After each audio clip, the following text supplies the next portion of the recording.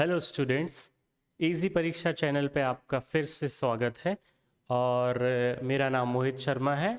और जैसा कि पिछले लेक्चर में मैंने बताया था कि हिंदी भाषा से संबंधित सभी जो टॉपिक्स हैं उनके मैं वीडियोस लेके आऊँगा। और पहला वीडियो आपको कैसा लगा आप वहाँ जाके कमेंट सेक्शन में ज़रूर बता सकते हैं, और आप और क्या एक्सपेक्ट करते हैं और किन किन विषयों पर लेक्चर बनवाना चाहते हैं वो आप हमें बता दीजिए। हमारा जो लेक्चर सीरीज़ है वो फ्री ऑफ कॉस्ट रहेगा। हमारा एक ही मकसद है कि हम कोचिंग मुक्त भारत बनाएं। ठीक है, हमारी टीम लगातार आपके साथ जुड़े रहने के लिए वर्क कर रही है, और आप भी लगातार सब्सक्राइब करें और शेयर करते रहें चीज़ों को। ठीक है, एक रिवाइंड लेते हैं कि हमने कल क्या देखा था। कल के लेक्चर में हमने देखा कि हिंदी भाषा क्या है। भाषा हमने पढ़ा था कि भाषा केवल एक अभिव्यक्ति का माध्यम है जो ध्वनियों के उच्चारण से हम अपनी विचारों को दूसरे जीवों तक पहुंचा सकते हैं, या एक मानव से दूसरे मानव तक हम पहुंचाते हैं। दूसरा हमने समझा था कि व्याकरण क्या होती है। अब देखिए, कोई भाषा है संगठित एक इकाई है, तो फिर हम ये समझ सकते हैं कि किसी भी भाषा के कुछ नियम होंगे, और जहाँ नियम होते हैं वहाँ नियमावली होती है, और वही नियमावली जो भाषा की नियमावली है उसे हम व्याकरण के नाम से जानते हैं। और फिर हमने देखा था कि साहित्य क्या होता है। साहित्य जो होता है वह हमारे विचारों का जो है विचारों की अभिव्यक्ति होती है लिखित रूप में, और विभिन्न विभिन्न विधाओं में वो हो सकती है। जैसे पद्य में हो सकती है, गद्य में हो सकती है, हम निबंध लिख सकते हैं, और विभिन्न प्रकार के तरीक़ों से हम अपने आप को व्यक्त कर सकते हैं। लेकिन आज हमारा जो केंद्र बिंदु रहेगा वो वर्णमाला रहेगा, क्योंकि हम हिंदी भाषा सीखने से पहले उसकी बारीकियां सीखेंगे। जैसे कि वर्तनी शुद्ध लिखना सीखना है हमको, ताकि जब हमारे पास हमारे सामने प्रश्न आए तो हम शुद्ध वर्तनी को ढूंढ सकें कि कौन चार ऑप्शन में से कौन सी वर्तनी शुद्ध है। ठीक है, तो उसके लिए ज़रूरी है कि हम पहले वर्णमाला को समझें। एक एक वर्ण कैसे बनता है। कुछ जो वर्ण होते हैं जो स्वतंत्र होते हैं, कुछ संयुक्त होते हैं जो दो वर्णों से मिलके बने हुए होते हैं, जिनको हम संयुक्त वर्ण कहते हैं। ठीक है, तो वर्णमाला को हम समझते हैं। वर्णमाला क्या है? वर्णमाला क्या है? जो वर्ण होते हैं, वर्णों का एक व्यवस्थित समूह, वर्णों का एक व्यवस्थित समूह। ठीक है, वर्णों को जब हम व्यवस्थित रूप से उनकी विशेषताओं के आधार पर जब हम उनको व्यवस्थित करते हैं, तो ऐसी जो रीति है उसको हम क्या बोलते हैं? वर्णमाला बोलते हैं। अब वर्णमाला हमें सभी को आती है, लेकिन हम आज इसलिए पढ़ रहे हैं क्योंकि कुछ बारीकियां जो छूट जाती हैं हम उनको कवर कर सकें। ठीक है, लेकिन हम बेसिक से ही स्टार्ट करेंगे। हम बेसिक में सबसे पहले स्वर देखेंगे वर्ण में, फिर स्वर के बाद अनुनासिक देखेंगे, और अनुस्वार देखेंगे, व्यंजन देखेंगे, और कुछ संयुक्त हम जो है व्यंजन देखेंगे। ठीक है, तो हम शुरू करते हैं। सबसे पहले हमारे पास जो वर्णों में जो हमारा सबसे पहला समूह होता है वो होता है स्वरों का। स्वर। ठीक है, सबसे पहला समूह क्या है? स्वर। ठीक है, स्वर क्या होते हैं? स्वर वे सारी ध्वनियां होती हैं जिनका उच्चारण करते समय मुंह से निकलने वाली वायु का कहीं भी अवरोध नहीं होता है। ठीक है, ऐसे वर्ण जिनका उच्चारण करते समय, जिनके उच्चारण में मुंह से निकलने वाली जो वायु है, मुंह से निकलने वाली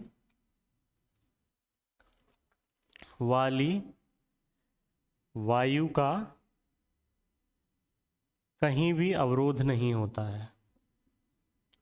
कहीं भी अवरोध नहीं होता है। ठीक है, जब हम इन वर्णों का उच्चारण करेंगे, मतलब जब हम स्वरों का उच्चारण करेंगे, तो हमारे मुंह से इनको बोलने के लिए जो वायु निकलती है उसमें कहीं भी अवरोध नहीं होगा, वह आसानी से हमारे मुंह से बाहर आएगी। ठीक है, उदाहरण के लिए लेते हैं आ, छोटा आ, ठीक है। आप इसके बाद एक और लिख लेते हैं बड़ा आ। अब ये आप बोल के देखिए आ, बड़ा आ जो है या छोटा आ है, जब आप इसको बोलते हैं तो आपके मुंह से जो वायु निकलती है उसमें कहीं भी अवरोध नहीं आता है। जैसे ऊ और बड़ा ऊ, ठीक है। जैसे ई इमली वाला ई और ई ईख वाला बड़ा ई, इन सब का आप हमारे साथ उच्चारण करके देखिए आ उ ई, कहीं भी वायु का अवरोध नहीं हुआ है, आसानी से हमारे मुंह से वायु निकल गई है, ठीक है। तो इनके उच्चारण के आधार पर जो पहला हमारा वर्गीकरण है वो क्या है, पहला समूह है स्वरों का, ठीक है। समझ गए आप। अब स्वरों को हम देखते हैं कि कितने स्वर होते हैं, वो हम देखेंगे।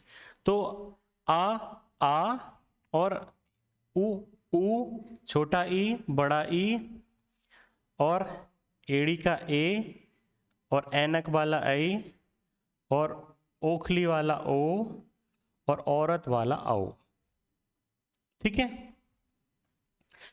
आ उ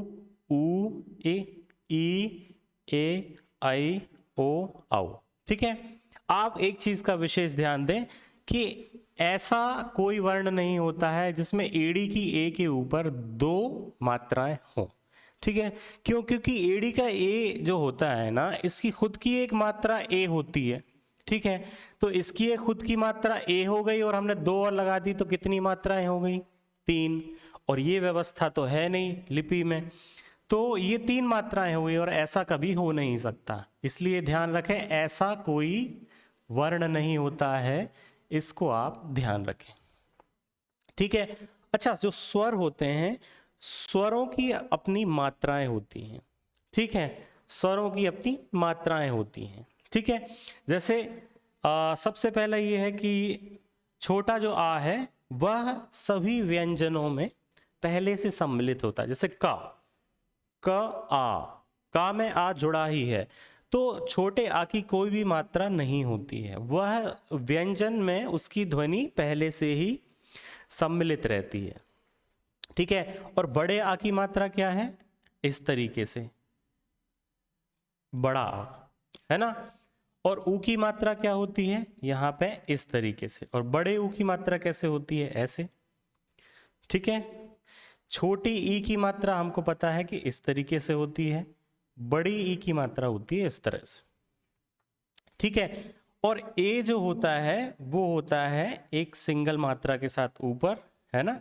और आई जो होता है वो 2 मात्रा के साथ ऊपर, ठीक है। और ओ की जो मात्रा होती है वो इस तरीके से होती है, और औ की कैसी होती है, 2 मात्राएं ऊपर। तो आप इन मात्राओं को समझ लीजिए। अब हमें इन मात्राओं की जरूरत क्यों पड़ी, मात्राओं की जरूरत क्यों पड़ी, जब हम कोई शब्द बनाते हैं और उस शब्द में स्वर और व्यंजन का जब मेल होता है तो क्या होता है कि लिपि बहुत लंबी हो जाएगी यदि हम मात्राओं का उपयोग नहीं करेंगे तो। जैसे हम एक शब्द लिखते हैं कमल, कमल, ठीक है। तो का में क्या है, छोटा का, फिर आ भी है, क्योंकि हमने बताया क्या था कि किसी भी व्यंजन में आ की ध्वनि पहले से रहती है। फिर मां, फिर इस मां में भी आ है, फिर ला है, ठीक है। और फिर इस ला में भी आ है। तो हमें कमल को कैसे लिखना पड़ेगा, क आ म आ और ला, ठीक है, ऐसे लिखना पड़ेगा। तो इससे क्या होगा कि हमारी जो लिपि है वो बहुत लंबी हो जाएगी और लिखने में हमें काफी दिक्कत होने वाली है। तो हमें कमल लिखना है तो क अ म अ ल अ ये लिखना पड़ेगा। और कमल बेसिकली फिर कैसा लिखा जाएगा, इस तरीके से लिखा जाएगा। हलंत का मतलब होता है कि जब हम किसी व्यंजन में से आ की ध्वनि निकाल लेते हैं, का, एक होता है का, बड़ा का हो गया, का में आ की मात्रा का, और एक जो का होता है उसमें का और आ की मात्रा सम्मिलित रहती है, तो हमें कमल इतना बड़ा लिखना पड़ेगा। तो उसके लिए हमने एक व्यवस्था बनाई, या हमारे हिंदी भाषा की लिपि में एक व्यवस्था क्या है देवनागरी लिपि में, कि हम स्वरों की मात्राएं बना देते हैं जिनको हम व्यंजन के साथ लिखते हैं। क्या करते हैं? जिसको हम व्यंजन के साथ जोड़ कर लिखते हैं। तो इस तरीके से ये व्यवस्था, जब हम इसको क म अ को जब हम कमल लिखते हैं, क्या लिखते हैं? कमल, तो ये आसान हो जाती है और संक्षिप्त रूप में आ जाती है। ठीक है, तो ये व्यवस्था है कि संक्षिप्त रूप में लिखने के लिए हमको ये ध्वनियों को मात्राओं में बदलना पड़ा, इन स्वरों के उच्चारण को मात्राओं में बदलना पड़ा। ठीक है, आप समझ गए इस बात को? ठीक है, तो हमने क्या देखा कि अ, आ, उ, ई, ए, आई, ऐसा एड़ी की के ऊपर दो मात्राएं, ऐसा कभी नहीं होता है। ओ और औ, और इनकी मात्राएं मैंने बता दी, और मैंने बताया कि ऐसा क्यों होता है, हमें मात्राओं की ज़रूरत क्यों है। ठीक है, हमें मात्राओं की ज़रूरत क्यों आई? क्योंकि हम लिपि को संक्षिप्त रूप में या कम से कम लंबाई में लिखने की कोशिश करते हैं, और वही सही व्यवस्था है, तो उसके लिए हमने ये किया हुआ है। ठीक है, तो हमने क्या पढ़ा कि वर्णमाला जो होती है, वर्णों को उनकी विशेषताओं के आधार पर समूह में लिखा जाए। जैसे कि कुछ वर्ण हैं जिनके उच्चारण में मुंह से निकलने वाली वायु में अवरोध नहीं होता है। कुछ वर्ण हैं जिनको हम व्यंजन कहते हैं, जब हम उन्हें उच्चारित करते हैं तो हमारे मुंह से निकलने वाली वायु में अवरोध उत्पन्न होता है। ठीक है, कुछ वर्ण जो होते हैं वो जिनके बोलने से एक हल्की गर्म वायु निकलती है, उनका भी यहाँ पे एक वर्गीकरण है। कुछ विदेशी भाषाओं से लिए गई जो ध्वनियाँ हैं, उनके लिए जो हम लिपि चिन्ह बनाते हैं तो वो भी वर्णों में शामिल हो जाते हैं। तो इस तरीके से पूरा एक जो है वर्गीकरण है, उनके उच्चारण के आधार पर हमने उनको क्या है, व्यवस्थित रूप से समूह बनाया हुआ है, और उसी समूह को हम क्या कहते हैं? वर्णमाला कहते हैं। ठीक है, अब स्वर हो गए, ये स्वर हैं। इसके बाद हमको इसके बाद देखना है कि हम और आगे कौन कौन से वर्णों को और समझने वाले हैं। ठीक है, तब तक आप इसको लिख लीजिए, मैं आपको समय देता हूं, और फिर हम इसके बाद आगे बढ़ते हैं कि हमारा अगला वर्ण समूह क्या है। ठीक है, चलिए हम अगला वर्ण समूह देखते हैं। अब देखिए, हिंदी वर्णमाला को जब हम सीख रहे हैं तो हमें एक बात पर विशेष ध्यान देना है, और वो बात क्या है?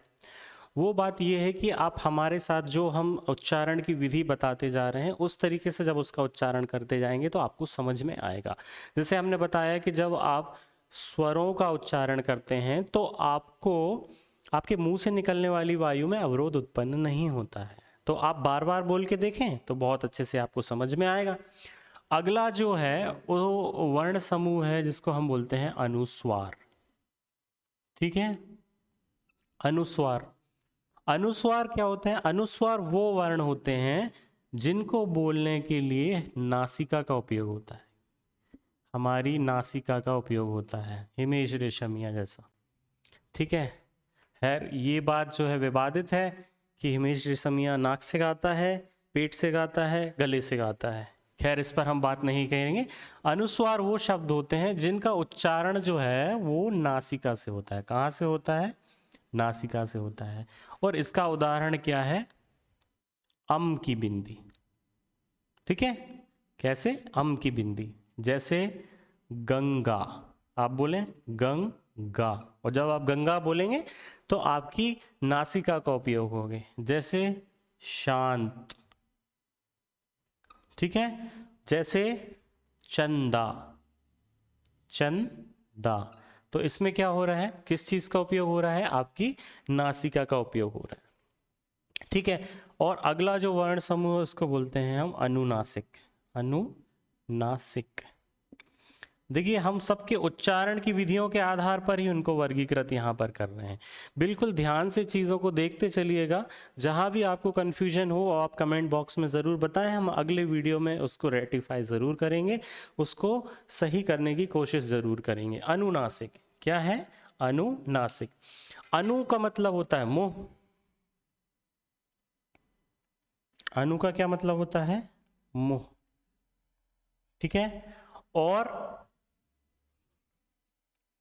नासिक मतलब आपको पता ही है कि नासिका। तो जिन वर्णों का जब उच्चारण करते समय नासिका और मुंह दोनों का उपयोग होता है उसको हम क्या बोलते हैं? अनुनासिक। और अनुनासिक चंद्र बिंदु वाला जो होता है वो क्या होता है? अनुनासिक होता है। क्या होता है? अनुनासिक होता है। समझ में आया? तो जैसे उदाहरण क्या है इसके? इसका उदाहरण है चांद। ठीक है, महंगाई, महंगाई। अब जब इस आपको बोलेंगे चांद तो मुंह भी खुलेगा चांद, और नाक से भी बोलना है। महंगाई, ठीक है, आप महंगाई को आप बोलेंगे बार बार महंगाई, तो मुंह भी आपको खोलना पड़ेगा पूरा, और आपको अपनी नासिका का उपयोग भी करना पड़ेगा। तो ये दो वर्णों के जो समूह हैं, अनुस्वार और अनुनासिक, इनको आप समझें और बार बार बोलने का प्रयत्न करें। गंगा, शांत, चंदा, चांद, महंगाई। जब आप बोलेंगे तो आपका मुंह भी खुलेगा, गंगा, गंगा, गंगा में मुंह नहीं खुल रहा है, लेकिन चांद में मुंह खोलना पड़ रहा है, चांद, महंगाई। ठीक है, समझ रहे हैं आप इस चीज़ को? तो आप इसको लिख लीजिए, फिर हम आगे के वर्ण समूह को देखेंगे कि आगे कौन से वर्ण समूह आते हैं। ठीक है, चलिए आप लिख लीजिए। चलिए अब हम देखते हैं कि अगला जो है हमारा वर्ण समूह क्या है। अगला वर्ण समूह जो है वो होता है व्यंजन। क्या है?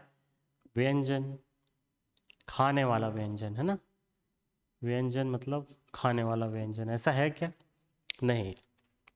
देखिए, हमने क्या पढ़ा था कि स्वर जो होते हैं वो वर्ण होते हैं जिनके उच्चारण की में हमारे मुंह से निकलने वाली वायु में अवरोध नहीं होता है।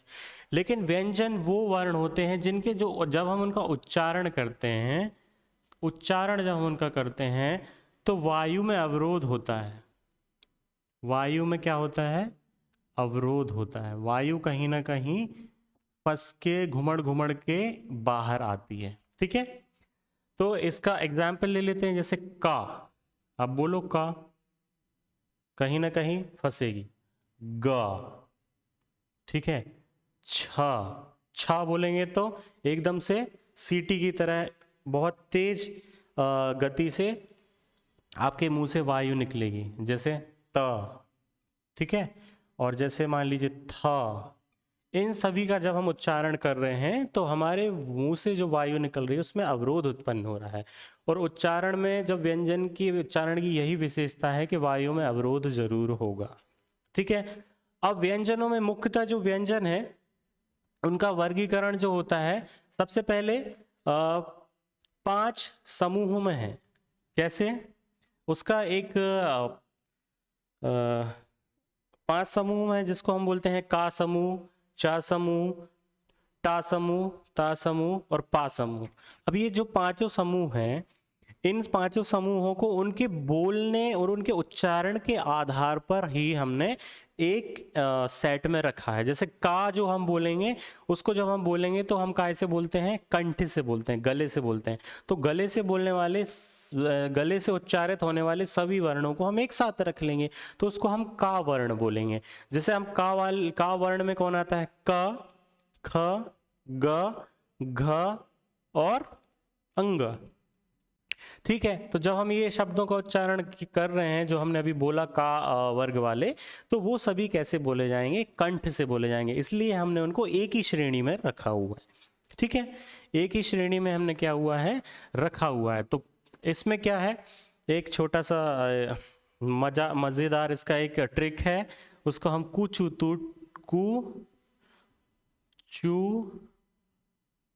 टू तू पू बोलते हैं। ठीक है, बड़ा फनी सा है लेकिन काम का भी है। पहला आता है का वर्ग। ठीक है, जैसे का वर्ग मतलब वो सारे जो कंठ से एक साथ बोले जाते हैं उसको हम बोलते हैं का वर्ग समूह।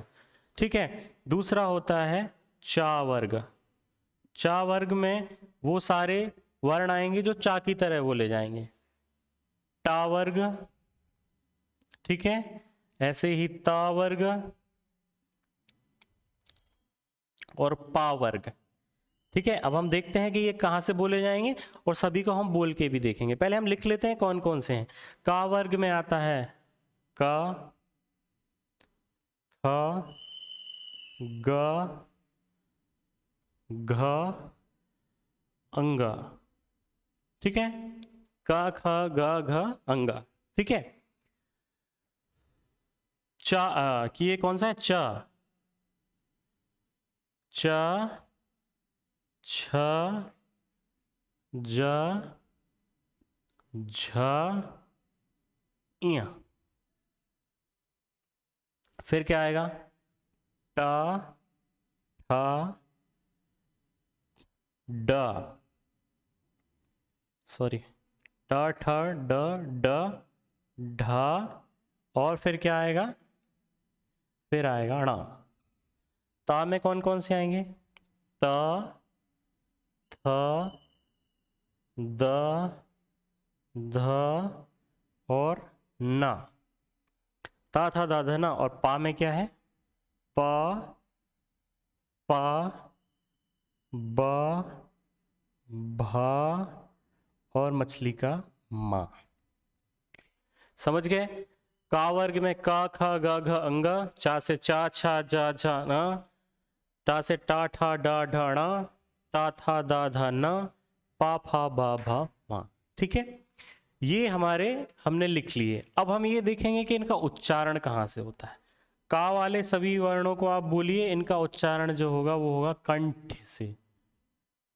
कहाँ से होगा? कंठ से। आपके गले का उपयोग होगा। काय का उपयोग होगा? गले का उपयोग हुआ इनके उच्चारण के लिए। अच्छे से ध्यान से बोल के देखिए फिर से। कंठ, ठीक है। क, ख, ग, घ, अंग। अब ये जो चा वर्ण है, चा वर्ग है, ये जो बोला जाता है, ये कैसे बोला जाता है? तालु से। कैसे बोला जाता है? तालु। तालु क्या होता है? तालु होता है जीभ का ऊपरी भाग। च, छ, ज, झ, अंग। बोलो, चा, छ, जा, झाणा। चा, छ, जा, झा। अब देखिए इन सब के जो है उच्चारण में बड़ी समस्या आती है, लेकिन हम समझेंगे कैसे? जैसे हम लाइन से बोलेंगे क, ख, ग, घ, अंग, तो हमने कंठ का ही उपयोग किया। ऐसे में चा, इसका थोड़ा सा क्लिष्ट है, लेकिन हम बोलेंगे तो ये समझ में आएगा। चा, छ, ज, झ, अंग। फिर ये जो है ये मूर्धा से बोले जाएंगे। मूर्धा, ये मूर्धा आप बोल के देखिए। अब ये मूर्धा हम समझाएंगे क्या होता है। ट, ठ, ड, ढ, ण। मूर्धा मतलब जीभ का निचला हिस्सा। जीभ के निचले हिस्से को जब हम ऊपर तालु में लगाते हैं तो मूर्धा होता है। ठीक है, फिर आएगा त, थ, द, ध, न। अब जब ता, था, दा, ध, न का उपयोग करेंगे तो हमारी जीभ कहाँ लगेगी? दांत में। तो इनको हम क्या बोले हैं? दंत्य। दंत्य बोलते हैं, दांत से इनका उच्चारण होता है। और पा, फ, ब, भ, म, इनको बोलने के लिए प, फ, ब, भ, म, इनको बोलते हैं ओष्ठ्य। तो ये क्या है? होठों से हम इनका उच्चारण करते हैं, तो इनको क्या बोलते हैं? ओष्ठ्य बोलते हैं। तो कंठ से क्या बोला जाता है? क, ख, ग, घ, अंग।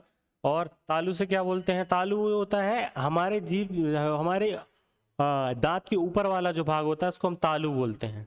ठीक है, तो चा, छा, जा, झा, ना। तो फिर क्या आएगा? टा, ठा, डा, ढा, णा। ये मूर्धा से उपयोग है। ढणा, हणा, हणा। अब बोलेंगे ना तो जीभ पलट के जीभ आएगी। ठीक है, और ता वर्ग क्या हो गया? दांत में आएगी, जीभ दांत में लगेगी। त, थ, द, ध, न। और जब हम पा वर्ग में बोलेंगे तो वो होता है ओठों से उसका उच्चारण होता है। कैसे? प, फ, ब, भ, म, दोनों होठ जुड़ जाते हैं इनके उच्चारण के लिए। समझ में आया? इसलिए व्यंजनों को मुख्यतः 1, 2, 3, 4, 5 वर्गों में विभाजित किया गया है, और कुछ और भी हैं जिनको हम आगे देखेंगे।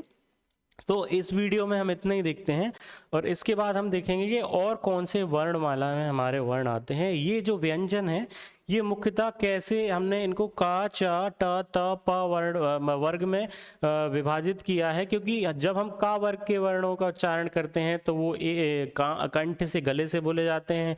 चा वर्ग वाले तालु से बोले जाते हैं। टा वर्ग में क्या हो जाता है? हमारी जीभ पलट जाती है। ता में क्या होता है? दांतों से हमारी जीभ बार बार लगती है। और पा वर्ग में हमारे होंठ जुड़ जाते हैं। आप घर पे अभी बोल के देखिए इनको 10 बार, आपको बिल्कुल समझ में आ जाएगा कि किस वर्ण का उच्चारण जीभ की किस जगह से, किस स्थिति से, मुंह की किस जगह से हो रहा है। ठीक है, तब तक अब हम नेक्स्ट वीडियो में देखेंगे कि अभी और कौन से वर्ण हैं। और इजी परीक्षा चैनल आपको ऐसे ही नए लेक्चर्स लाता रहेगा। हमारी यही पहल रहेगी कि आपको सारे लेक्चर्स फ्री ऑफ कॉस्ट यहाँ पे दिए जाएं। हिंदी भाषा और व्याकरण और साहित्य को हम पूरा यहाँ कवर करने की कोशिश करेंगे। तब तक के लिए बनी रहिए हमारे इजी परीक्षा चैनल पर। सब्सक्राइब करिए, कमेंट करिए और किस टॉपिक पे आप वीडियो चाहते हैं वो आप ज़रूर बताएं और ज़्यादा से ज़्यादा लोगों तक फैलाएं। हम बिल्कुल सम्मिलित होकर एक दूसरे के साथ, कुछ हमें आपसे भी सीखने मिलेगा, कुछ आप हमसे भी सीखेंगे और ऐसे ही हम इस विषय को जो है अध्ययन करेंगे। ठीक है, अभी धन्यवाद, अगली वीडियो में हम मिलते हैं।